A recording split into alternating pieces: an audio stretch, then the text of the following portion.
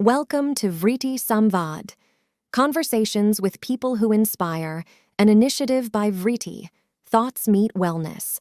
On the auspicious occasion of the 8th National Ayurveda Day, join our host, Dr. Gaurav Desai, in a captivating conversation with the remarkable Dr. Bale Anura Prashant, a true trailblazer in Ayurveda.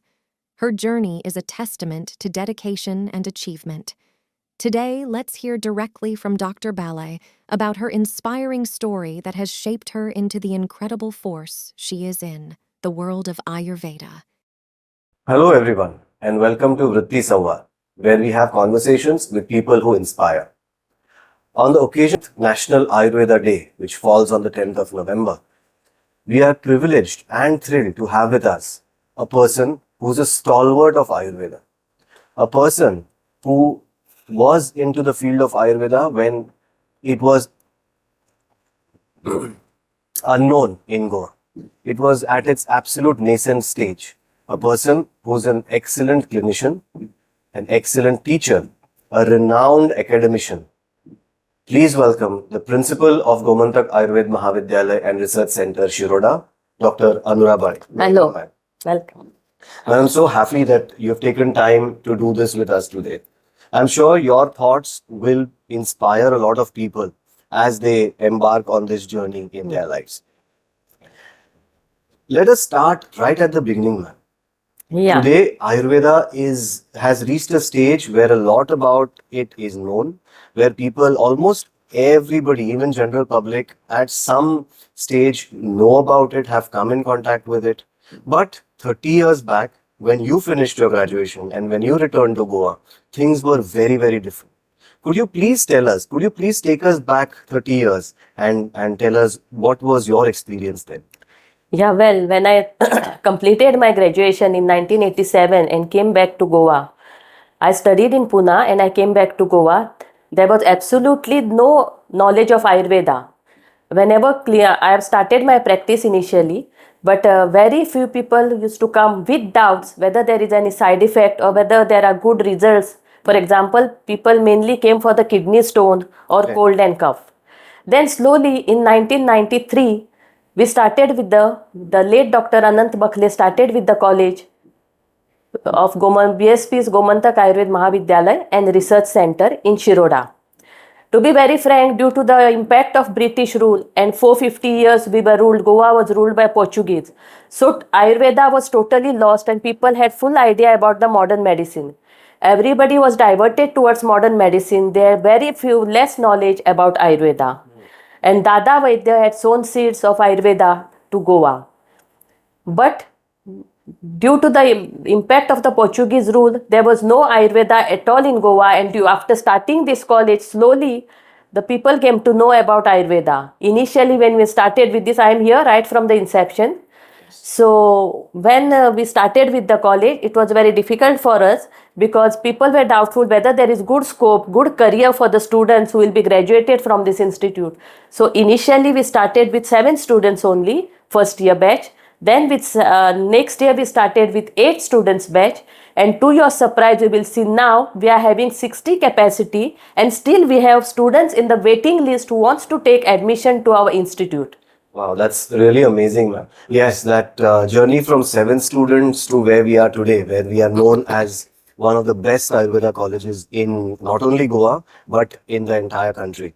So that brings me to my next question, ma'am, about what were the challenges that you as a team faced when you all were setting up this college? Because as we mentioned before, there was absolutely nothing known about the science. And then to come out with an educational institute where people had to spend 5.5 years and get their degree. How is it that you all sailed through that? Could you throw some light on that? Initially, when 7 students were there and people had no idea about Ayurveda, it was a very difficult time for us. I had my colleague Dr. Kode with me. We always organized different camps, medical camps with these 7 students. We gave free medications to the people so that people should be convinced about the Ayurvedic medicines and turn towards Ayurveda. We had our OPD here. We gave medicines on a large scale to to the people. Secondly, we delivered lectures in schools and colleges so that people should, for the awareness of Ayurvedic science. And thirdly, we had to go door to door, house to house to tell them how this science is beneficial to the people. Because Ayurveda, being the ancient system of medicine, tells about the quality of life. Rather than giving medicines immediately, it tells about the how you can live healthy life positively. True. Yeah. So, this is something that not many people will know or would have known before this, that the amount of pains that these stalwarts have taken, as Madam mentioned, to go from door to door to create awareness. And for the generation today, things have really changed, and it is all thanks to amazing people like you, ma'am. So we cannot thank you enough for all that you have done to get the science to a stage where it is recognized today. With that, I will also question you about the practice setting up. You mentioned that you started your practice before you joined the college. When it came to setting up of the practice, today what I notice is doctors who have recently passed out, they always have questions about what next. How will I be able to set up my practice? Will patients come to me? They always have these kind of questions. Now, 30 years back, it would be even more difficult. So, could you tell us about practice and what were your thoughts, or what did you decide when you start practicing?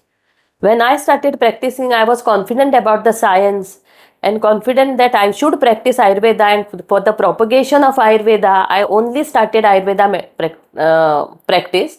Whenever patients came to me, I never gave them allopathic medicines. I only gave Ayurvedic medicines. And now you see there are many students who starts with their Panchakarma practices. Initially, we did not start with that. But now if you start with your steaming, massage and other Panchakarma procedures also, there is a full scope for the Ayurveda, and people definitely turn towards Ayurveda for maintaining their health. So, in all this, what you're trying to say is every person, every graduate who wants to set up a practice, what he or she has to have is a full confidence in the science, full confidence in his training and abilities to treat patients. And skill, initially, finally, what is important is skill. What about patience, ma'am? Because I think in the present generation, we all look for quick results. Yeah. What would you like to say about that? Even Ayurveda gives quick results. Only the thing is that you should have confidence in you and patience. And even you should convince the patient about how much time it will take, so that they understand, they realize the efficacy and potency of the drug, and they wait for that till they get the results. So, anyone who is recently passed out and wanting to set up practice, remember that it is about confidence in your science, confidence in your own abilities, and truckloads of patience and perseverance. These qualities are what contribute to success in clinical practice in the long run. With that, ma'am, we are talking about qualities that young individuals should imbibe. Over the years of working with you and interacting with you, I have noticed that you have an unnerving kind of sense of confidence. You have this confidence that any adversity can be dealt with and you can emerge out of it. Yeah. Can you tell us where this confidence comes from? Actually, that is nature of the human being, and experience and practice makes you always it is said practice makes a man perfect. So after continuous practicing, then after being now I'm here for last 15 years, I'm here as a principal. So I have to face many difficulties with the students, with the interns, with the management, or with any other problems like our statutory body. And when you face such problems and you are able to solve those problems, you gain the confidence that any difficulty you are able to solve those problems. See, I asked you this because a lot of people out there, they get immediately affected in case of adversity, in the face of adversity. So what would you like to tell them? That how is it that they can approach a problem to ensure that they end up victorious once they face it? It is the confidence in you. 100% you should have the confidence, and whenever any difficulty you should have the confidence that any difficulty you face, you should be able to solve that difficulty. What about conversations? What about taking help from people? How about taking help from those around you whom you trust? How important do you think that is?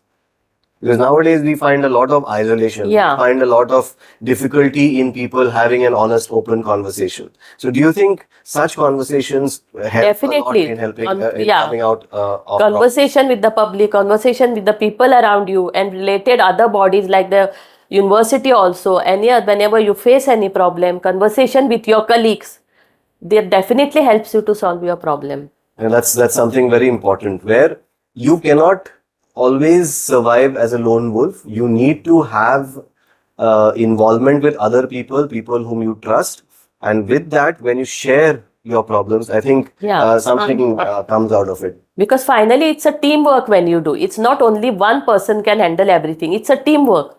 So when you are in a team, you should always bring in the confidence in the people about the thing, whatever you are facing, problem you are facing, and then you can solve that problem very easily, taking opinions from others. Very true, very true. With that, we come to the theme of the World National Ayurveda Day this year, which is Ayurveda for everyone and everything. Yeah. So, if you could tell us what are your thoughts on this theme and how you think this can be implemented and can reach the grassroots. See, it's very nice that Ayurveda is gaining worldwide importance nowadays, and our Honorable Prime Minister Modi ji has separated separate Ayush Ministry, and then a separate International Yoga Day, the Dhanvantari Day or Ayurveda Day, which is on the Dhanatrayodashi. So now the theme is Vasudhaiva Kutumbakam, one planet, one earth, one future, wherein you can tell the society, you can have different camps, different lectures, and you can tell the society about the one health, one future, and how they can keep themselves healthy. You can have different quiz, different debates on that, different drama, any other activities you can have regarding diet. Mainly important is diet. Now it's the year of millets. So you can advise them about the diet, what diet you should have. So definitely one can. So, if you have to give me about 3 or 4 things which will help people follow Ayurveda on a day-to-day basis, what are some simple tips that you would like to give that they can include in their routine, which will ensure that, as Ayurveda always says, that prevention is better than cure. So, what are the 2-3 things that you would like to tell our listeners? First, as we know, we go with the nature. So accordingly, daily regimens to be followed. Getting up early in the morning, having breakfast in time, your lunch and dinner in time. You cannot have nowadays you can see many students, they have brunch, which is very wrong. So you should advise them, tell them you cannot have such type of system in the diet. You should have specific lunch, breakfast and dinner, that is the daily regimen has to be followed. Regular exercises has to be done, maybe irrespective of the age. Many feel that now I am young, why should I do the exercises? It's not like that. In young age you have to start with the exercises so that your body is flexible.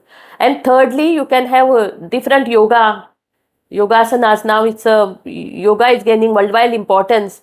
So with yoga, you can keep yourself healthy and young also and energetic also. And third is diet, which is very important. What diet one should take?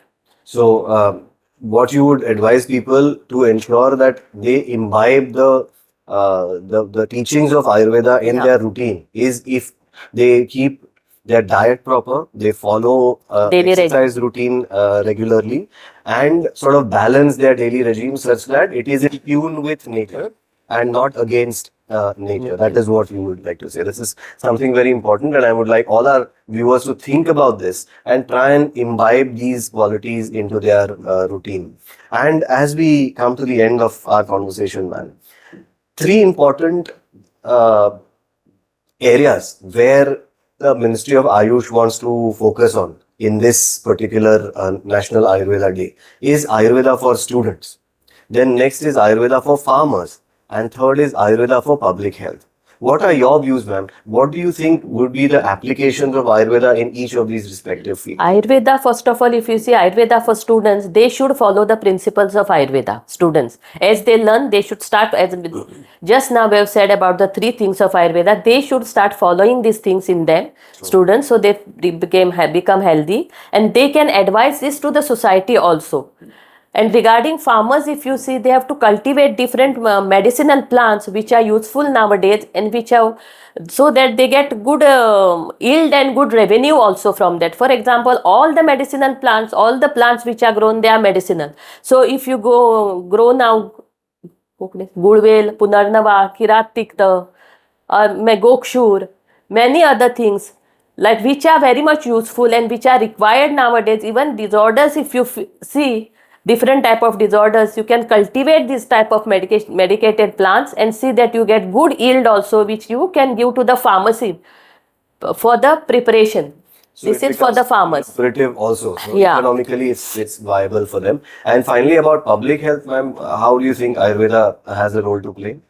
Public health, definitely we can make awareness about Ayurveda in public. We can guide them regarding their health. We can guide them regarding the diet, what is to be followed, and definitely they can grow kitchen plants in the kitchen garden also, which are very useful, which are medicinal, and which will keep them healthy.